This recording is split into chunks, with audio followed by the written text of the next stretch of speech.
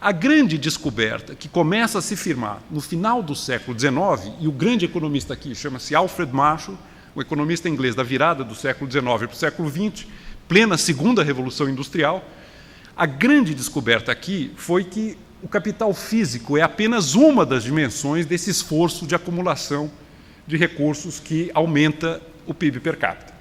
A segunda dimensão, e crescentemente relevante, mais importante até do que o capital físico, é o capital humano.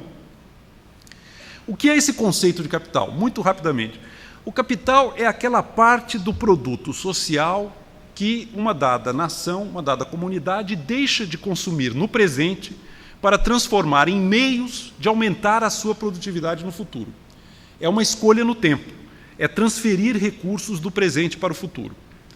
O capital físico certamente é isso. Uma parte da renda é poupada, ela é investida, ela se transforma em meios de aumentar a produtividade e isso lá na frente redunda em aumento do PIB per capita. É uma troca no tempo. Você, inevitavelmente, tem que voar um pouco mais baixo agora para voar um pouco mais alto lá na frente. O capital humano é a mesma coisa. É uma fatia da renda nacional que você deixa de desfrutar imediatamente e transforma em capacitação, em criação de conhecimento, em habilidades, em meios de alavancar a produtividade do trabalho, mas que se misturam com a pessoa de quem recebe o investimento. Aqui é que está a diferença técnica, que, aliás, pouca gente conhece, entre capital humano e capital físico. É o princípio da não transferibilidade.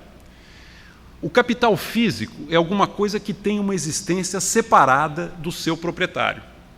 O empresário, ao investir em capital físico, comprando máquinas ou fazendo um galpão, ele tem um ativo que, se as coisas forem mal, ele mudar de ideia, ele pode alienar, vender no mercado secundário e se ressarcir pelo menos de uma parte daquilo que ele investiu. O capital humano, ele não tem esse princípio da transferibilidade, ele está misturado ao sistema nervoso e ao cérebro daquele que o recebeu. Se um jovem for a um banco pedir dinheiro, empréstimo, para comprar uma casa, porque ele vai se casar, ele oferece o próprio imóvel como colateral. E isso dá uma certa segurança à transação. Se ele for pedir dinheiro ao banco para fazer o seu doutorado, ele não tem um colateral para oferecer.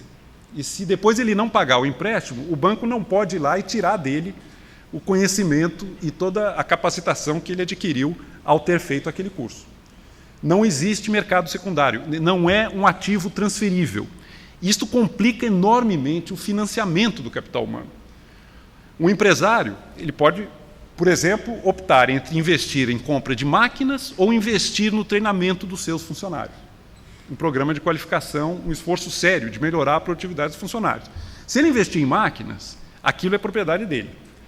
Se ele investir em alguns funcionários, e esses funcionários, assim que terminar o investimento, resolverem ir trabalhar na empresa rival, eles pedem demissão e levam com eles todo o estoque de capital humano que foi investido. E o empresário não tem como se ressarcir. É muito mais arriscado. O financiamento de capital humano depende de uma dose de confiança, de horizontes compartilhados muito mais complexa de ser construída do que simplesmente o investimento em capital fixo. Pois bem, qual é o tamanho dessas duas realidades do capital? O capital fixo ou físico e o capital humano não transferível. A melhor estimativa que eu conheço do tamanho disso para a economia americana foi feita por dois economistas de Chicago, Robert Fogel, Gary Becker, ambos prêmios Nobel, e a ordem de magnitude a que eles chegam para a economia americana hoje é de que, do estoque total de capital na economia americana, 2/3 são capital humano. Aqui está o investimento do governo em educação, das famílias em educação, treinamento, capacitação, pesquisa e desenvolvimento, desenvolvimento tecnológico, tudo aquilo que é a dimensão conhecimento, educação, capacitação, ligada à transferência de recursos no tempo. Mas a ordem de magnitude a que eles chegam é dessa magnitude. É 2/3 de capital humano para 1/3 de capital físico.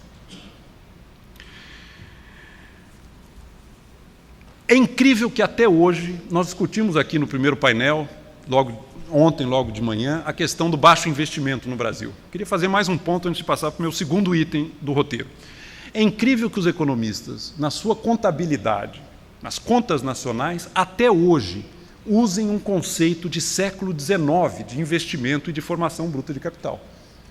Por incrível que pareça, esses números todos que vocês ouvem e nós ouvimos por aí, o Brasil investe 18% do PIB, a China investe 40% do PIB.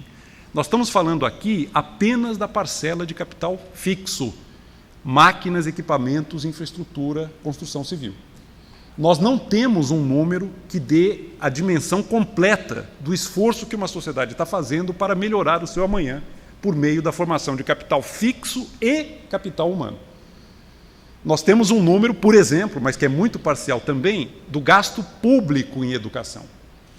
No Brasil, hoje, em torno de 4,5%, 5% do PIB. É o gasto público. Mas e o gasto das famílias, o gasto das empresas, o gasto em pesquisa e desenvolvimento?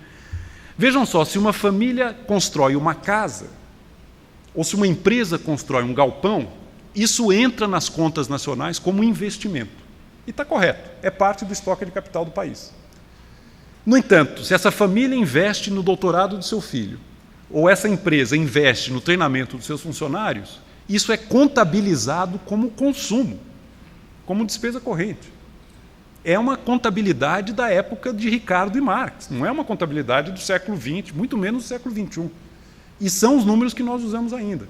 E provavelmente distorce ainda, quer dizer, a situação brasileira, se tudo fosse considerado, pelo que eu falarei em seguida, seria ainda pior do comparativo internacional se nós tivéssemos esse número completo, para o esforço que uma sociedade, no seu conjunto, está fazendo de acumular capital, acumular meios de melhorar, no futuro, a produção média por habitante.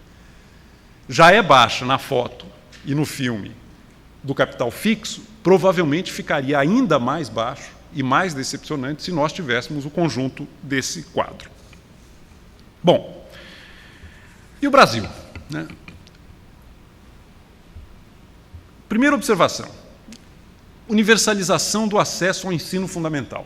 Foi comemorada no Brasil no final da década de 90 do século XX. Quando é que os Estados Unidos universalizou o acesso ao ensino fundamental? 1891. Um século antes do que nós. Nós acumulamos um século de atraso para completar esse movimento de universalizar o acesso ao ensino fundamental. Proporção de jovens brasileiros com acesso ao ensino superior hoje é muito parecida com a proporção de americanos com acesso ao ensino superior no final do século XIX. Em relação ao acesso ao ensino superior, nós ainda estamos com um século, praticamente um século de atraso. Alguns outros dados ligados a comparativos internacionais de formação de capital humano, algumas proxies aqui de onde é que nós estamos. O PISA, que é realizado a cada 2 ou 3 anos pela OECD, é um projeto de comparação internacional de Student Assessment, mede o aprendizado de alunos aos 15 anos de idade em 3 áreas: língua, ciências, matemática. Entre 57 países que participaram do último PISA em 2006, o Brasil pegou a 54ª colocação no somatório das 3 áreas. 60% das crianças hoje que ingressam no ensino fundamental não terminam essa etapa da sua educação. Metade dos jovens brasileiros na faixa etária de 15 a 17 anos não faz o ensino médio, hoje. Essa é a situação concreta do Brasil no tocante à formação de capital humano. Nós podemos nos perguntar, quer dizer, por que o Brasil atrasou e continua retardando tanto esse passo que é constituir uma base adequada de capital humano? Nós, examinando a minha leitura, pelo menos, da história econômica do Brasil, alguns fatos chamam muito a atenção. Por exemplo, vamos pegar os grandes economistas brasileiros da segunda metade do século XX. Talvez os 2 exemplares melhores do pensamento econômico brasileiro na segunda metade do século XX. Celso Furtado, Eugênio Goudin.